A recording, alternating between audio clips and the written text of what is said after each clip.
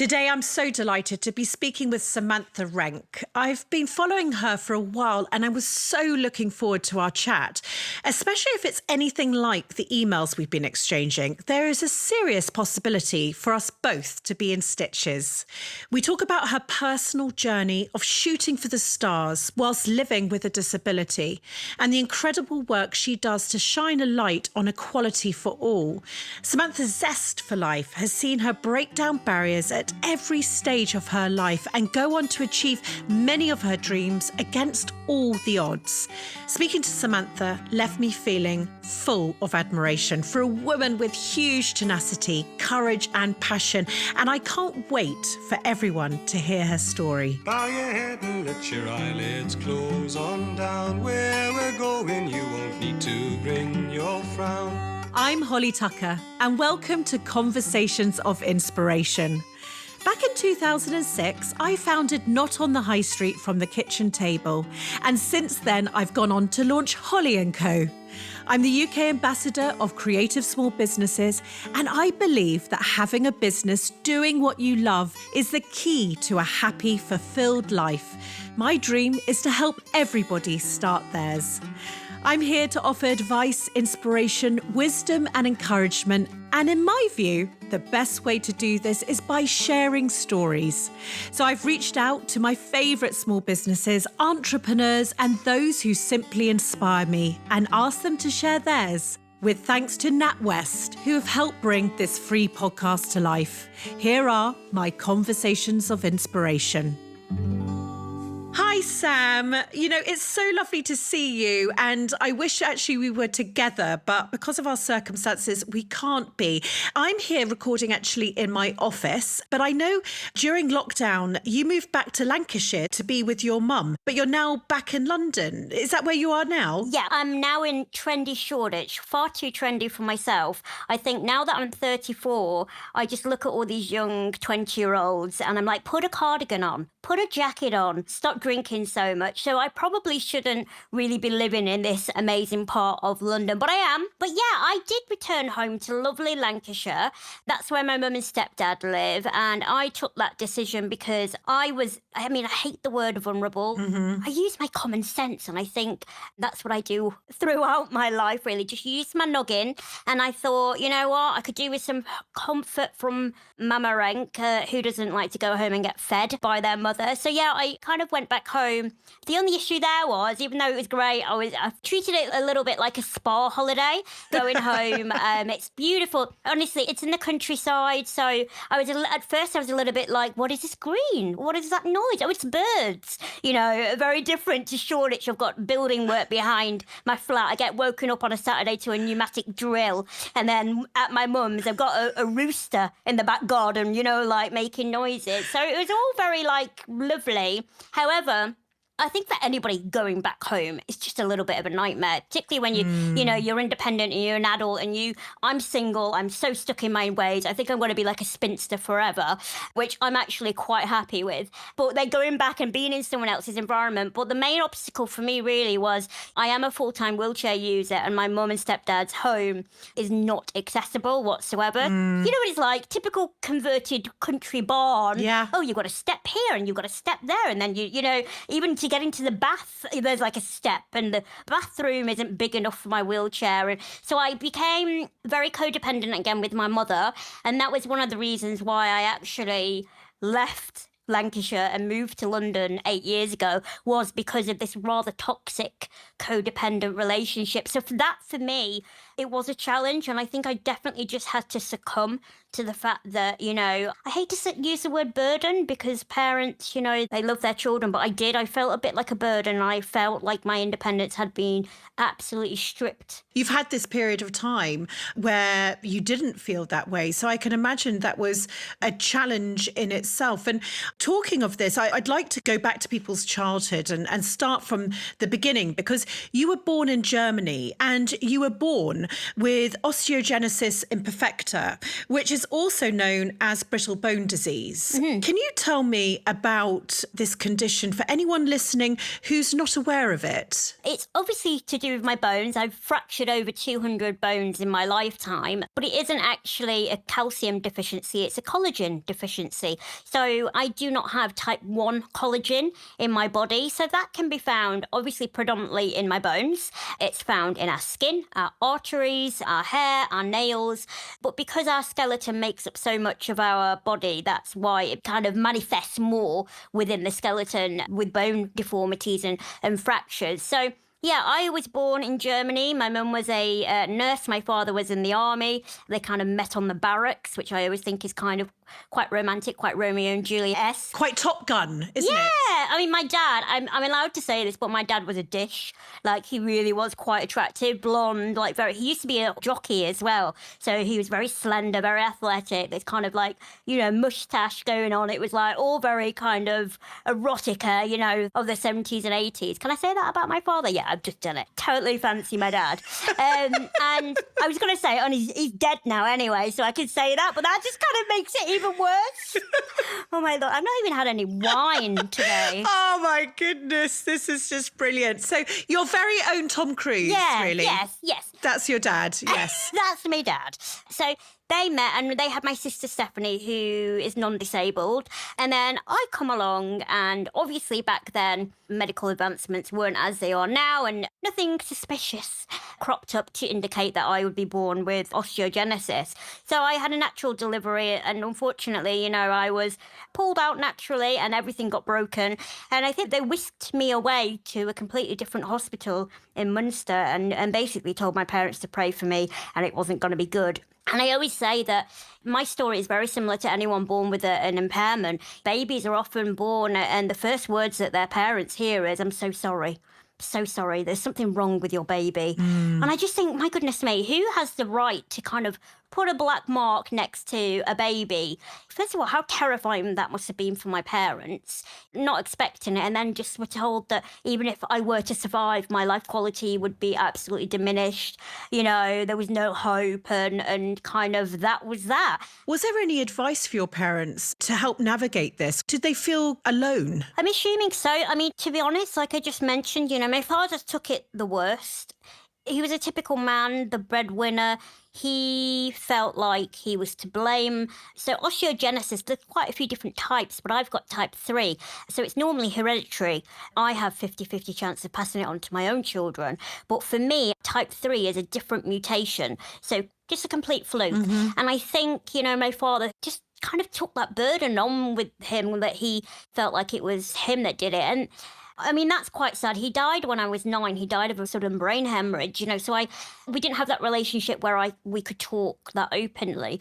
About 2 years ago, one of his best friends from the army, Andy, he came over and visited me in London, and, we sat over a few drinks, and he told me, as soon as I was born, a few hours later, he went to go and visit him, and they sat there on the sofa, both cracked open a beer, and my father sobbed. And then as soon as he sobbed, after he got it out of the way, he said, "No, my baby's going to survive." And that was it then. He was just like a bull in a china shop. So I think it was a strange paradox, because on the one hand, my dad shouldered this heavy guilt, I suppose that's what I would call it.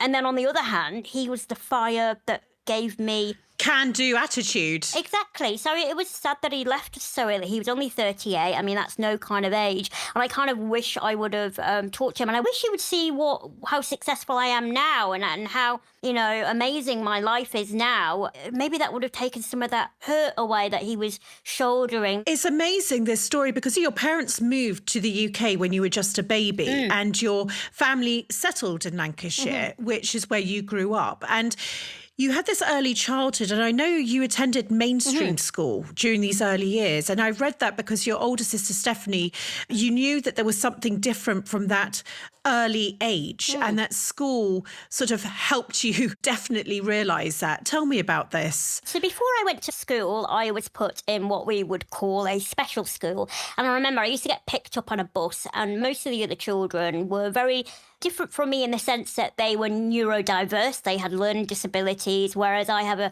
physical disability. And I felt quite isolated with that, because even communicating I found very different, because we were different levels in many, many ways.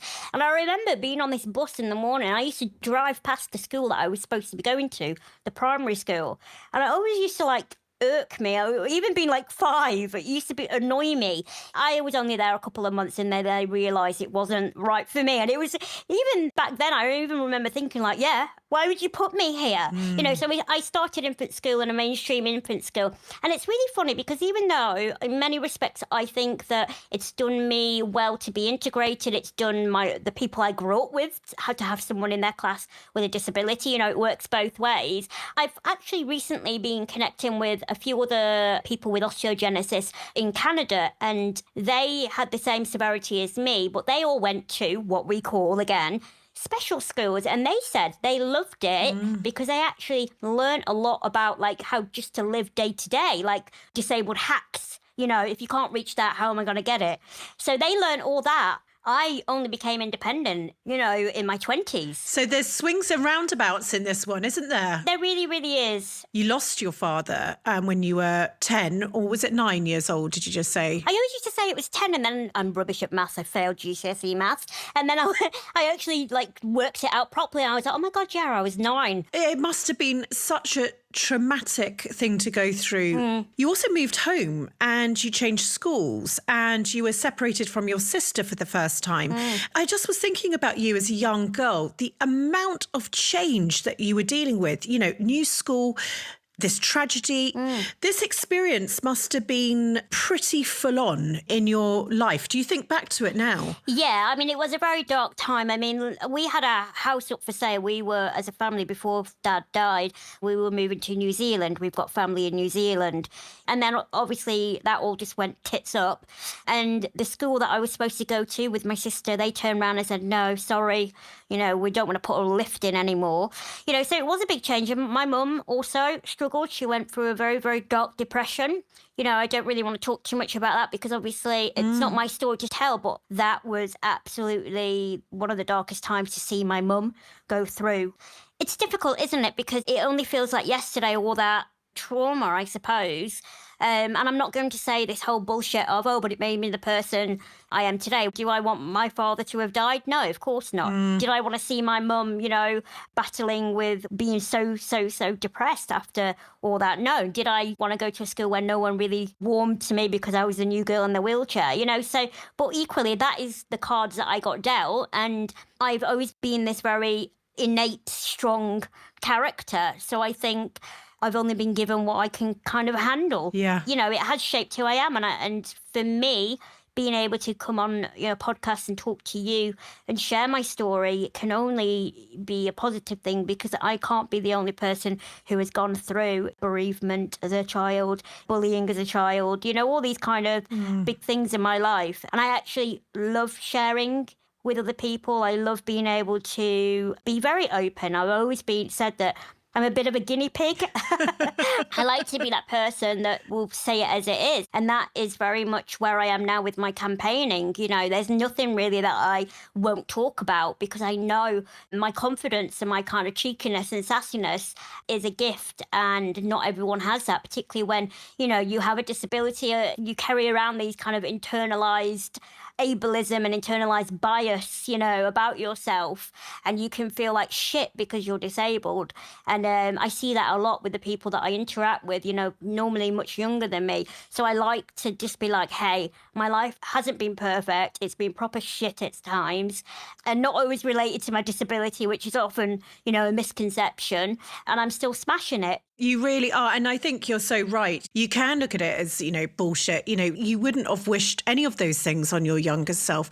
At the same time, you have been dealt these cards, and actually we are then who we are. We grow through these things, whether we wanted it or not.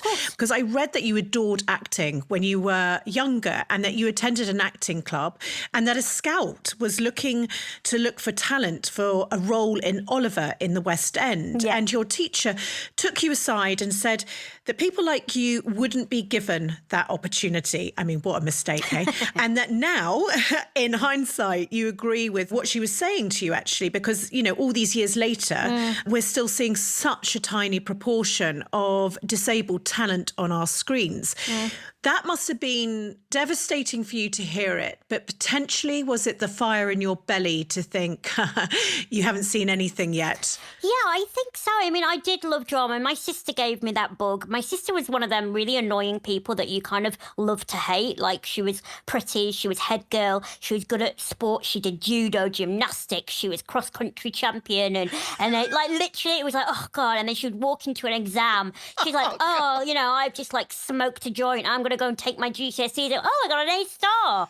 You know what I mean? Like, really, really, like, annoying.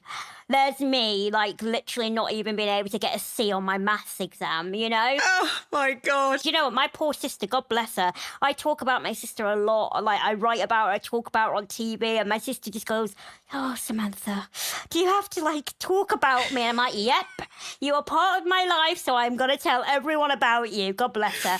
But I don't tell her beforehand, and then she'll turn the telly on, and I'm like, yes, my sister said this when I was younger. She's like, oh, dear God. But yeah, so my sister definitely gave me that bug, and I was great at drama at school. It just gave me that confidence. Like, I love being the centre of attention. Maybe it's like borderline narcissistic, but I just love it. I'm like, me. But that's been a very much a coping mechanism, because you can become quite forgotten about when you have a disability. I'm not saying that bravado, that isn't false. You know, I genuinely am just a loud, confident person. And again, it goes back to this, I'm blessed to have that. But no, she gave me the bug for it. I did some, you know, outside of school classes, loved them. And yeah, the teacher did say that. I think she also said, like, there was a couple of kids from BAME, I hate that terminology as well, but ethnic minorities backgrounds, and she basically said that as well. And you've got to put it into perspective. I was about 15, 16. Family life at home was still rocked from my dad's passing, even those years later. You know, there was a lot of things that just went down the swanning, Wrong. you know what I mean? Just went wrong. And then you're dealing with, oh my God, my boobs aren't big, and I've got a spot, and that boy kissed another girl at the school disco, and, you know, all that angst going on. I was like, right, okay, I'm going to quit. I didn't really have that I'll prove you wrong moment. I was very defeatist, you know, and I think sometimes people don't understand how strong other people's words can be. And I'd like to say that, you know, because it would make a good book in the sense that I'd like to say that, yeah, good story that I'll be like, yes, and I champion, but I didn't. I went down a completely different path. I studied languages. I mean, to be fair, when I went to college, I did want to take up drama, and they turned around and said to me, if you don't do dance with drama, we won't pass you. I just didn't feel confident enough as a wheelchair user to do dance, you know, so that was another hurdle. I was like, well, sod it, I just won't bother doing drama anymore. And yeah, I went down a different path. I studied French, German, sociology and European studies at Lancaster University. I had a very big spinal operation during my degree. I was really quite ill I had like a gap year. I have got all my spine fused. Yeah, I've got scoliosis, which is, you know, another kind of symptom of osteogenesis. And they only gave me till about like 40 years to live, which was a bit like, what? Holy crap. So I had this massive operation. Then I kind of was like, oh my God, I've finished my degree. What do I do now? And I went to do a postgrad. So I trained as a language teacher. So I went down a very, very different path. Yes. Acting was very much not at the forefront of my, you know, mind or life whatsoever until I actually came to London. It's just remarkable, actually, because you think about some of the things that you've gone through. And as you said, you allowed the world to sort of manipulate what you were going to do or weren't going to do. One of the things I know you feel very strongly about is not being called an inspiration, because it implies that having a disability is a worst case scenario. Is this something that you still feel? Because there must be a lot of stereotypes, I suppose, already in your story that have had to be addressed over the years. Yes. So inspirational porn, as it's called, it was coined by, I know, I love it. It was coined by a lady called Stella Young, an Australian lady. She had the same condition as me. Unfortunately, she passed away a few years ago, very suddenly from it. But she did a TEDx talk, and she basically said that, you know, this inspirational porn, people put disabled people in two categories. We're either burden bottom feeder, you know, benefit scroungers who don't do anything, or we're Paralympian, inspirational, amazing people. But it's that whole thing of, a friend of mine went to a conference the other week. He's a wheelchair user. And someone just came up to him and went, "Oh, you really inspire me." And he was like, "You don't even know who the fuck I am, because I've just rocked up in a wheelchair." And that's what I mean by inspirational porn. Yeah. If you feel inspired by me because I am successful, I speak languages, I used to be a teacher, you know, I am an activist, feel free. Like, have a t-shirt with Team Renke, which I think you should totally sell. Can I just say? You know what I mean? Like, bestseller. But don't feel inspired by someone disabled, because in your mind you think, people have said to me, "I would want to kill myself if I were like you." So think about why you feel inspired by that person with a disability. Yes. Don't kind of compare your life to someone disabled. Like, for me, I don't know any different. Yeah. This is my life. So how is that inspirational? Not being able to walk, I've never known how to walk. Yeah. So why is it inspirational that I get up? I don't look at my wheelchair every morning and think, "Oh, God, oh, how terrible." I get up and go, "Shit, I need to feed the cats." Yes. You know, or it stinks of cat poo. Let's clean that up. That's what goes through my mind every morning. In the last series, I gave you the chance to win a one-to-one mentoring session with me, and I am thrilled that I'm doing the same this time. Plus, there'll be 10 opportunities to win specially tailored business mentoring sessions from the NatWest Entrepreneurship Managers. This team have coached tens of thousands of startups and business owners across the country, so they know their stuff. To be in with a chance to win, all you need to do is sign up to the NatWest Business Builder using our code. The Business Builder is a completely free e-learning site full of information and advice covering everything from well-being to finance. Head to natwestbusinesshub.com/Holly Tucker for all the details. Now, as you know, each week we run a competition with NatWest, who give away their ad break to small businesses and independents. They truly believe in the power of small and want to give you the opportunity to showcase your business to tens of thousands of listeners. So without further ado, let me hand over to this week's NatWest Independent ad break winner. Sometimes I think we all struggle to find the right words or know what to say in a certain situation or how to say it. So my range of cards is about helping to put you into words by starting you off along the right lines. The cards come in all colours of the rainbow and cover all sorts of sentiments like supporting someone through sadness or mental health, and loads of just because cards to say things like, "This is to celebrate the very loveliness of you. You're the colours to my life. You make my world a better place," which at the moment I think we all need. I get lots of positive feedback from people saying thank you for helping me put into words what was inside my head, but I didn't know how to say it. And that's really nice for me to hear.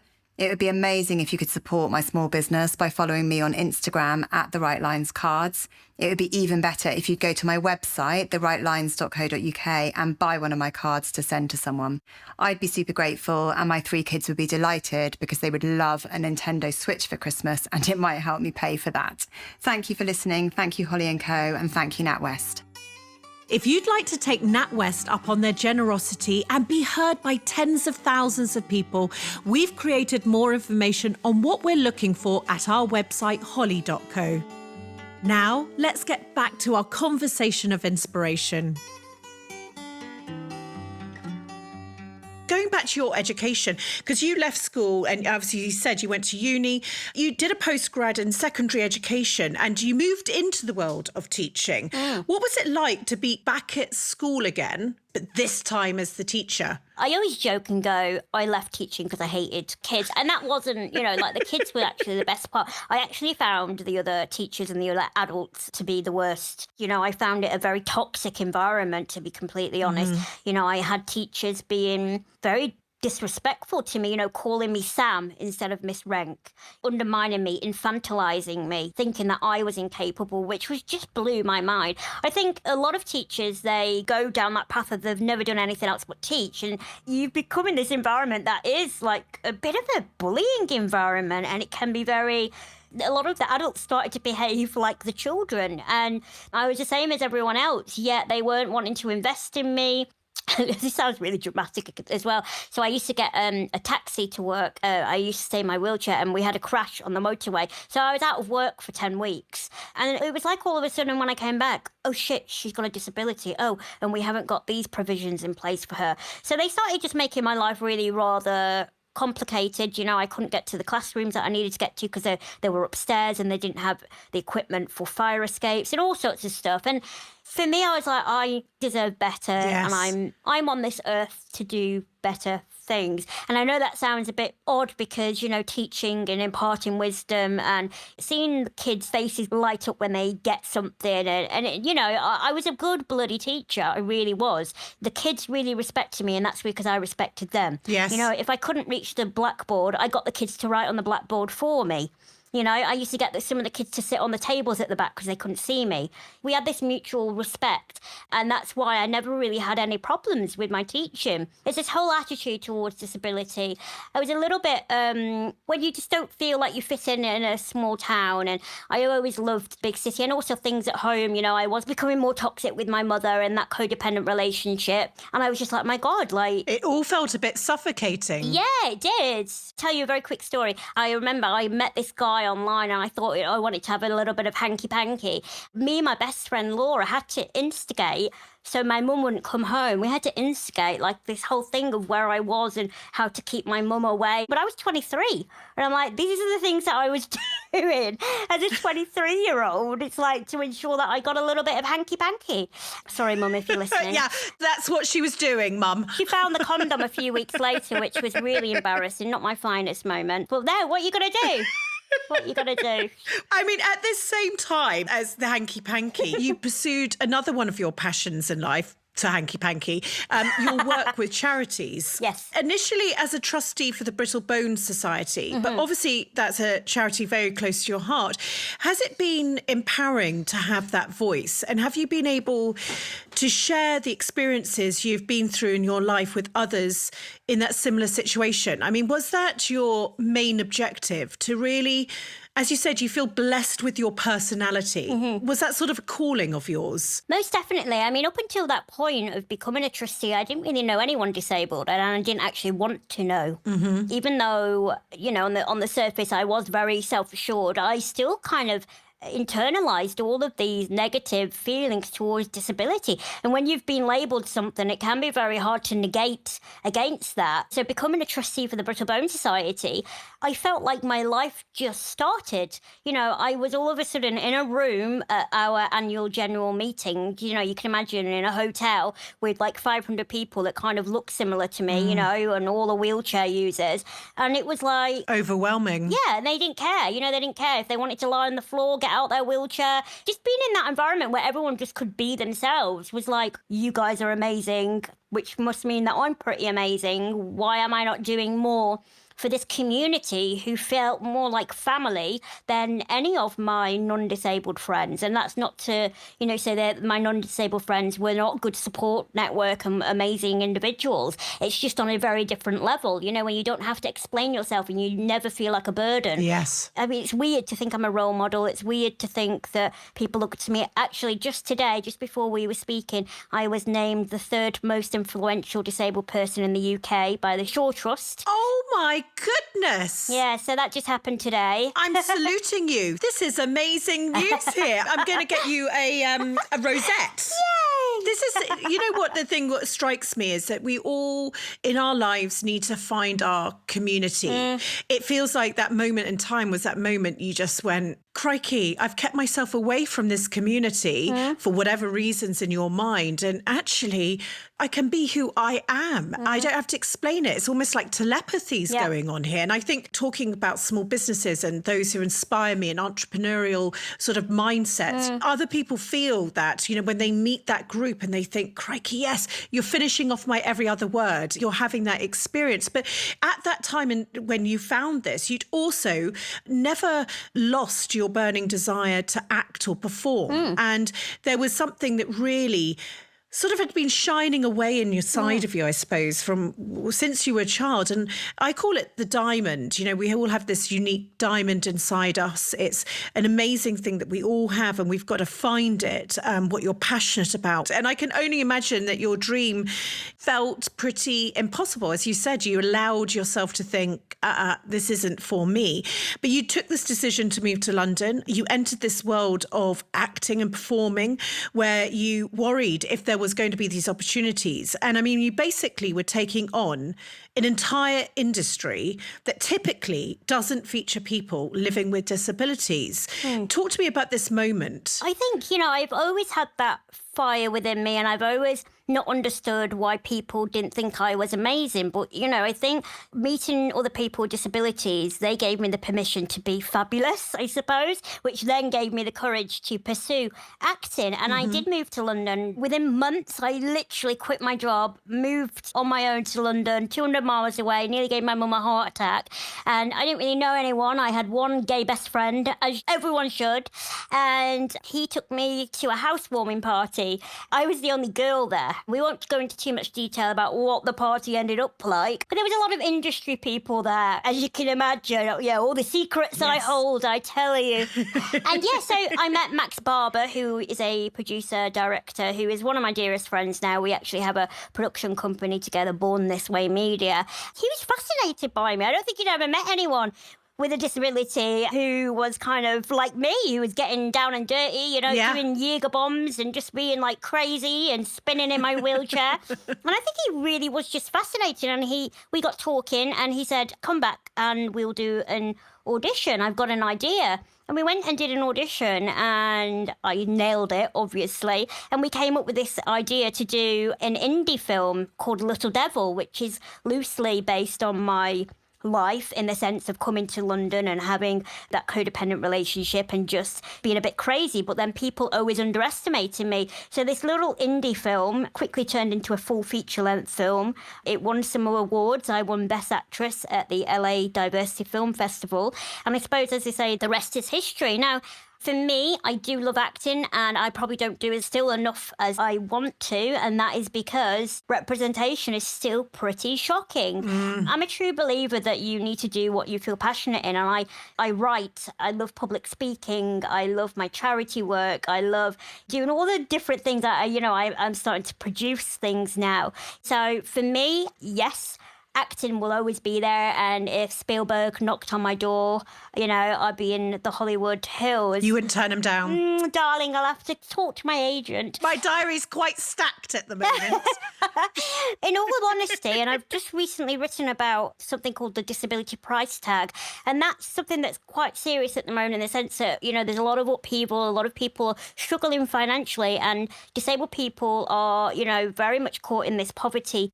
We are just multifaceted and incredible people, but we are never really given many opportunities or enough opportunities to shine and be part of society and have successful lives. And I think now my next big campaign work is to ensure that people with disabilities are able to get on the property ladder, are able to be self-sufficient, are able to, if they want a career in, acting, be able to do that without feeling like it's completely out of their reach. There was this moment, which was this groundbreaking Maltesers advert, and it was aired during the opening ceremony of the Paralympics. And this really was one of the first times that a brand had championed diversity and disability in this way.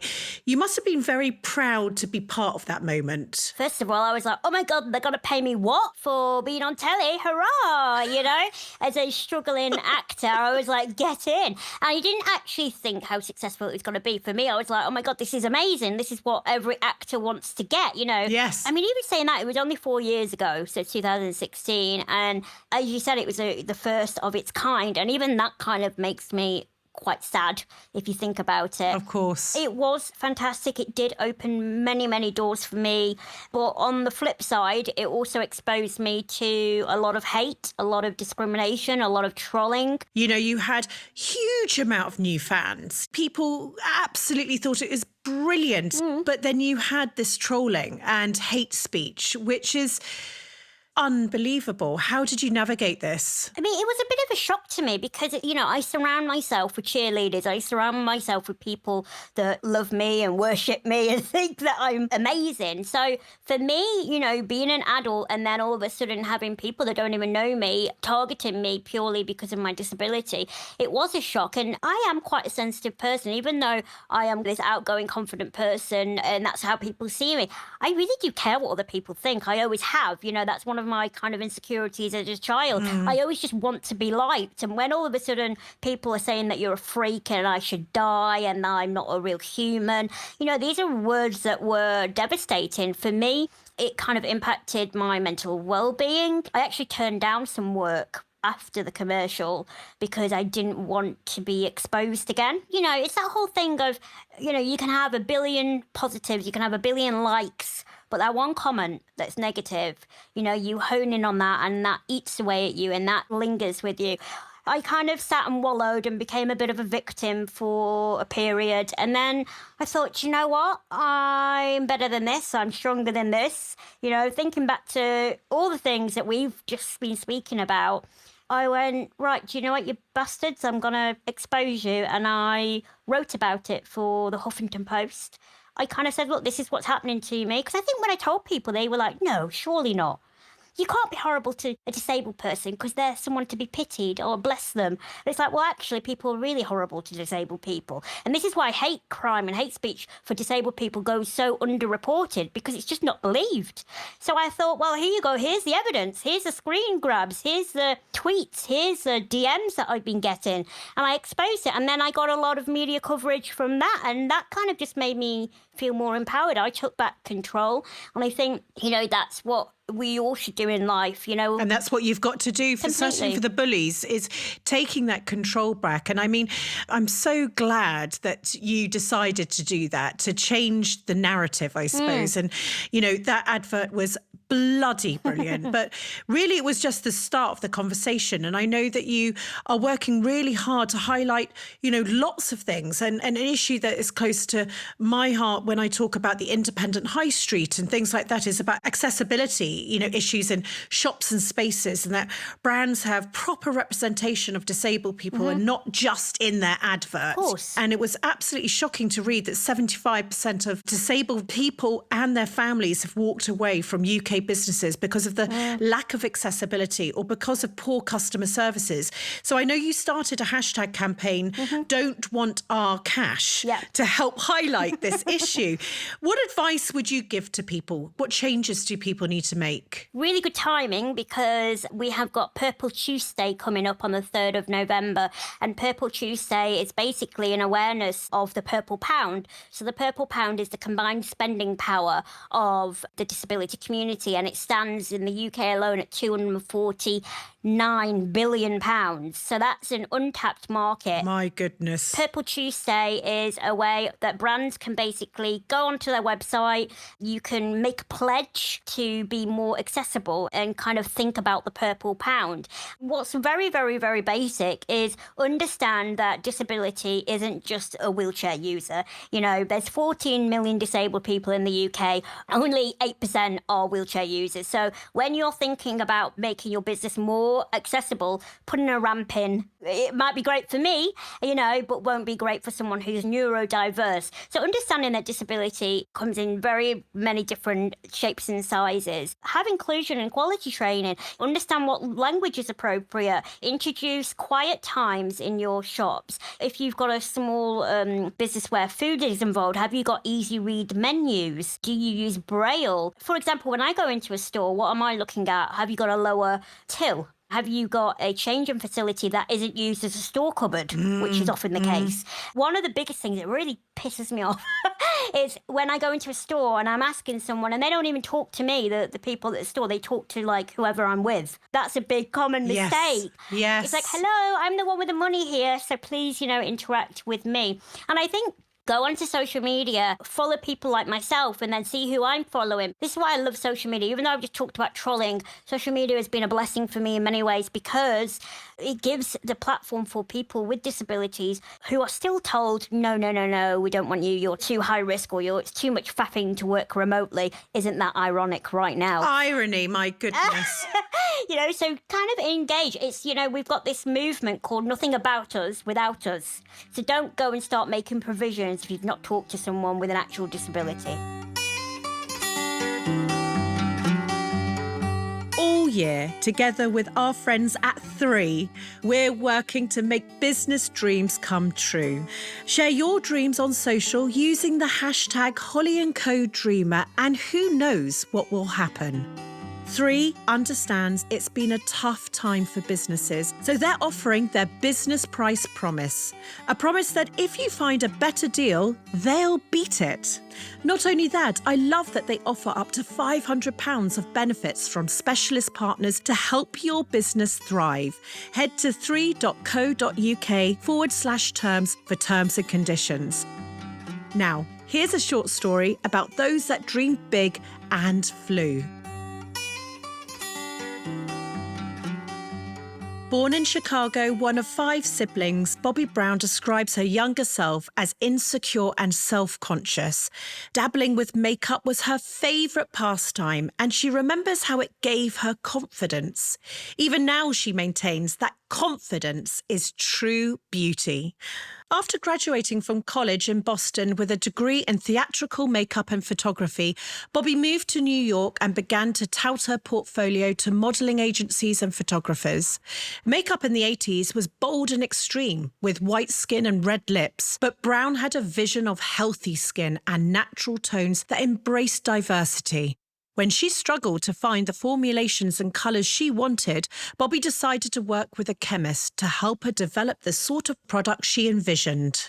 A collection of 10 lipsticks in wearable and natural tones soon followed. They were a stark contrast to the colours of the time. Her breakthrough came when a friend, an editor at Glamour magazine, wrote about her new lipsticks. She was flooded with orders. Bobby Brown Essentials was born. Exclusive department store Bergdorf Goodman placed their first order, expecting to sell 100 in a month. They sold that amount in the first day. Bobby changed the face of beauty by daring to be different.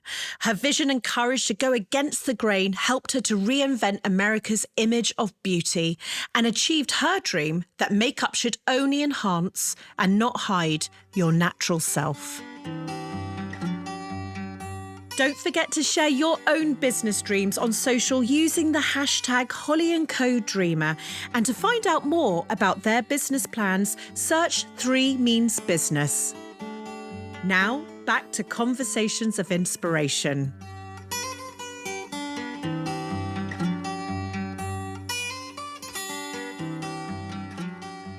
When we talk about accessibility or we talk about Braille or any of these sorts of things, am I right in saying that it is about what you can do and not ignoring it because you don't feel you can do it all? Oh, completely. Don't stop because you can't complete every single tick box of every single part of the menu that you should have. Because we're worried, we're scared to be seen to not do it all. But it must be about the positive action that we do take. Would you agree with that? 100%. You know, for me and many other disabled people, it's about adapting, and we're great at adapting. You know, we understand that the world is very disabling, and the world is not going to all of a sudden become 100% equal and all disability friendly. Like, that's just not going to happen. So, for example, if you have a website, just having things like altered text on your website, or having the universal logo for disability on your website to say that we have thought about you. We have thought about the purple pound. We have thought about your needs. You know, we might not have absolutely everything, but we are committed to making your experience a little bit better. You know, just having that, even when we talk about diversity, which has really been, you know, annoys me as well. You know, you see it on TV and they go LGBT, they go BAME, they tick everything off, and then they forget about disability. It's like, hello, we are here. And don't forget, anyone can become disabled at any point in their life. Yes. Putting small access needs into stores, whether that's having, you know, your website more, you know, with altered text, that's where it changes like the text to speech. That can benefit a whole host of us, you know. Accessibility benefits wider society. Of course it does. Mums with babies. It's got a huge reach, hasn't it? Having a ramp, that's going to help the elderly, that's going to help people with disabilities, that's going to be helping your friend Bill who fell off his bike and broke his leg. Yeah, do you know what I mean? absolutely. So don't just see us as a small minority, because we really aren't. You work tirelessly, I know, as an ambassador for all these causes that we're talking about. Your energy is going into really trying to make these differences. But you also are an ambassador for the charity's Scope. You're an experienced speaker, you're a columnist, you've been a teacher, you've become an actress. And I've often talked about this sort of importance of doing what you love in life and not shying away. And you've broken down these barriers and you've achieved things that a lot of people thought weren't possible. Is it true passion for what you do that drives you forward? Like, what is it that keeps you going? I think there's a few things. I think there's definitely an element of proving people wrong, although that is not the overarching drive. It's kind of great sometimes when I'm like, haha, you know, look at me now, because I think everyone's like that. I know it sounds a bit like soppy, but I genuinely love life. I think losing a parent, because my dad died so young, I kind of feel like I want to live a double life because he lost out. And also because I kind of want to be remembered. I want to have a mark on this world, a positive mark. You know, I told you I'm a little bit of a narcissist. I want people to be able to, in 30 years after my death, go, oh yeah, that Samantha Renke, she did something positive. That law got changed because of her. Yes. For me, I do want to have a family. And if my child does have my condition, I want them to live in a much easier world than I lived in. Also, I like pretty things. I would like to have a bespoke home. Right now, I have to rely on a lot of people because even though I live in a home that's semi-adapted, it's not bespoke. So for me, I'd love to be able to make money, buy a home so that I can be self-sufficient, buy more cats. You know what I mean? So I think like my driving force is very similar to anyone's driving force, you know? I love what I do. I say that I'm a little bit like a Del Boy. I've got lots of fingers in different pies, but that's because it keeps me on my toes. For me, feeling like I'm achieving is like the biggest endorphins ever. Yeah. I get a real kick out of doing. Yeah. Even when I'm on bed rest, you know, even when I've had operations, that's when I've started writing. And I was like, oh, shit, I didn't realise I could write. Oh, now I'm writing for the Metro, you know? So I think just feeling like I'm living my best life, that's really cheesy. Ultimately, that's it, isn't it? You know, this podcast is about encapsulating that for everybody. It's keeping busy. It's living your most creative life, allowing yourself to have permission to do things you never thought you should be able to do. You know, I never thought I'd ever have a podcast, let alone write. You know, I'm dyslexic, didn't really write until in my 30s. Yeah. It's having the courage to just go there, isn't it? I could talk to you forever. But I want to ask you, because I end this interview with an analogy of a roller coaster. Certainly it would be an accessible roller coaster for you, and it would certainly be like bright pink, I would say, or something, and I would be in the neon carriage next to you. If you were on that roller coaster and you were traveling at the lowest dip, what would you say that moment was in your life so far? There's been a few. I think not feeling worthy enough, not feeling desired, not feeling like I will ever start a family, or feeling ignored. I still have feelings of that now, still get waves of that. And I think as I'm getting older as a woman, will anyone ever love me? Will I ever have a family? I think those are my deepest, darkest moments, because on the other hand, I'm so successful, I'm so smashing it, I'm so happy in so many other ways. And then all of a sudden, wow, I might be in 20 years alone. And I think that is probably my darkest moments, when I just can't snap myself out and say, Sam, you're amazing. And deep down, I do know I shouldn't feel validated by someone, a man loving me or kind of being a mother. Yeah. But I think, I think when you really want something, and you feel like you really deserve something, and it's not really happening for you, but everything else in your life is really happening. And you're like, what is going on? I think that's what I really struggle with right now. Thank you for being so honest with that. I want to ask you, when you travel out of that moment, though, and you go up, tell me, what has been that highest moment for you? There's been many, but I'm very in tune with the universe, and I think the powers that be know that I'm destined for even greater things. And whenever I have very, very dark moments, and I've had dark moments in my life where I've not even wanted to be on this earth anymore, I will be sat there in bed, very, very deep in depression, and all of a sudden I'll get an email from my agent or someone going, you've just bagged yourself an amazing TV opportunity. And it always works like that. Whenever I'm feeling the worst of the worst, something will go ping. I don't know whether it's my dad, working his little magic wherever he is, but literally I'll get something fabulous, or I've forgotten about doing an interview and it's been months, and then all of a sudden someone messages me and goes, oh my God, you're on the front cover of, you know what I mean, or something fabulous always happens. And I think that's what I love. And then I kind of just go, all right, I'll get my shit together.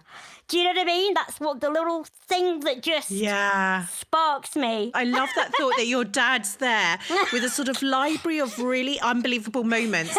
And you know that it's a message, because it is a message, and I know how brilliant this is, and you are, but you are, there's few people like you. Forget your disability. That is the point of this podcast, is to capture the incredible people in this country who are changing things. They're change makers. And that's certainly what I've come away from this wonderful conversation. And I'd love, and I want to say it on air, to absolutely commit to asking for your help for my business, whether it's be online and also in my shop, but also just generally, I would love you to help me help those who with disability and a small business, and what I can do to help them as well. So I'd love to just commit to that right now. Fabulous. Because I think we've got to do more. So that's me definitely committing, and I'll talk to you